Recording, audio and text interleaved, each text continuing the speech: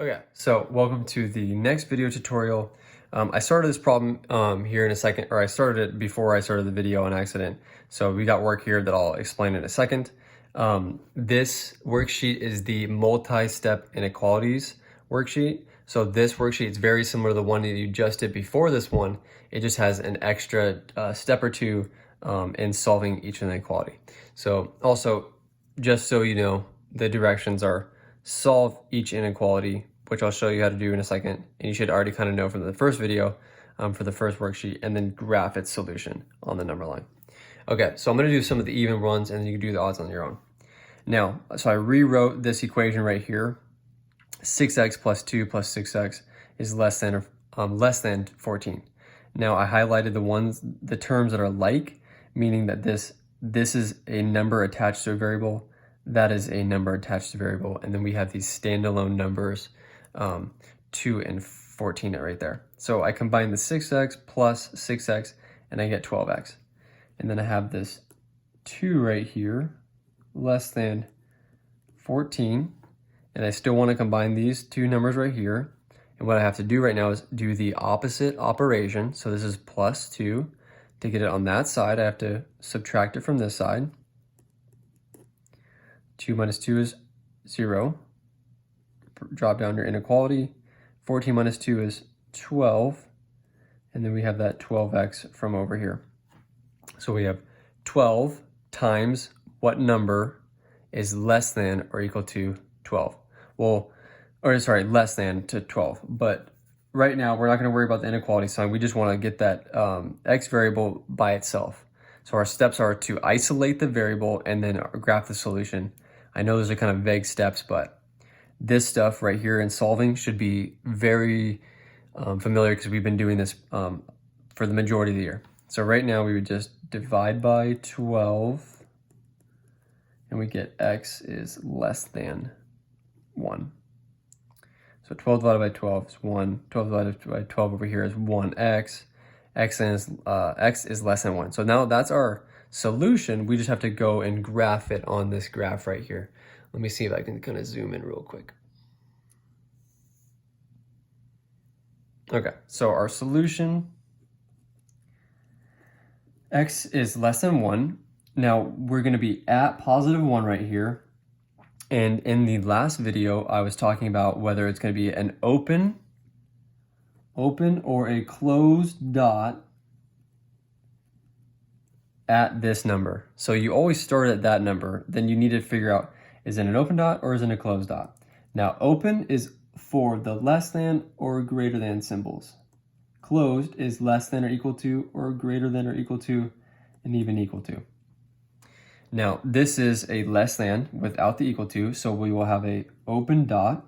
And the reason why we have an open dot is because if you plug 1 into this inequality, is 1 less than 1? No, it is not, so we don't actually put a dot there. That is why there's an open circle or open dot or open circle there. If it was an equal to sign, we would have a closed dot, so we'd actually have a point there because 1 would be less than or equal to 1. Okay, now we need to figure out where the arrow is going to be pointing on this number line. The arrow pointing to either side is literally just representing all the other numbers that satisfy this equality. So let's plug in a number to the right of it, and then we'll plug in the number to the left. So is 2, let me write it over here, is 2 less than 1? Is 2 less than 1? No, that is not true. So 2 is not less than 1. Obviously 3 is not less than 1. Same with 4. Let's try on the left side of that number right here. It's kind of, we call it our benchmark. That's the number that we start from. Is 0 less than 1? Yes, it is. Is -1 less than 1? Yes, it is. So we would have a bunch of points right here, but instead of plotting a bunch of points forever, what we do is we just draw an arrow that points in that direction. So we have an open circle because it's less than or equal, or less than or greater than, no equal to, that's what I'm trying to say. And then we're pointing in that direction that represents all of the solutions. Okay, let me do one quick other problem that might give you some trouble. Let's do number 6. So I know it's been a while since we've been solving equations. So let's just kind of get into it. So -3, just rewriting the equation right now.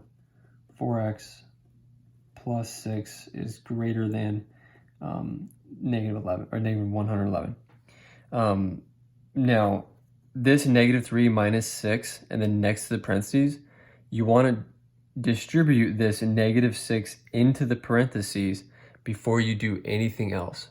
So what is -6? Remember, a number next to a parentheses means multiplication. What's -6 times 4x? -24x, and -6 times +6 is a -36. And then we have that -3 over here as well. Now here, we're going to combine like terms like we did up at the top. So we have 3 standalone numbers. We have -3, -36, and -111. I want to combine the numbers that are on the same side before I do anything. So we have -24x by itself, and then what's -3 minus a 36? It is -39. So you're pretty much taking away, if you're at -3 and you subtract 36, you just keep going down that way 36 more times, and you will be at -39. And it's greater than -111. Then I'm gonna move it over here, but -24x minus 39. I'm gonna add 39 to both sides to keep continuing grouping the numbers together. Add 39 to both sides. What is that? That is, so let's see here. Okay, this is 10. Oh, I'm adding it with the negative. Okay, hold on a sec. I'm having a brain fart right now. It's late at night. Okay, so if we take 11 away, we would be at 100. So 39 minus 11 is 28. So what's 100 minus 28? That is 2. That's what, 70, 72? 72. So now we have, so, okay, I did that kind of funky, but negative, I don't have a calculator with me, but -111 plus 39 is not 50.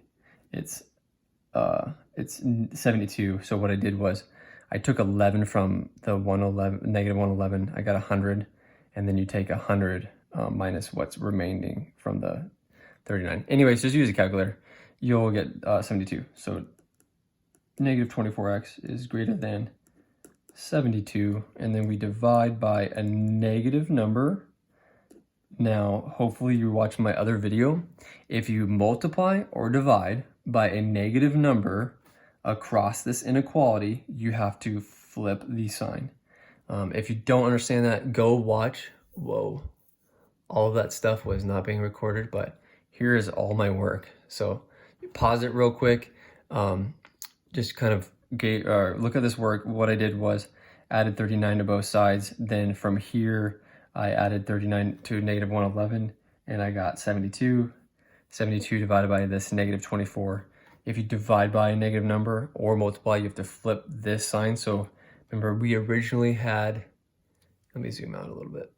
We originally had a greater than, but now it's a less than because we had to flip the sign. Because if you to multiply or divide by a negative number, flip the sign. Okay, so over here we get x, and then this, I believe, is 3. 72, I'm gonna go with 3, I'm pretty sure, is -3. So this is our solution. So x is less than -3, so this number, -3, is our benchmark.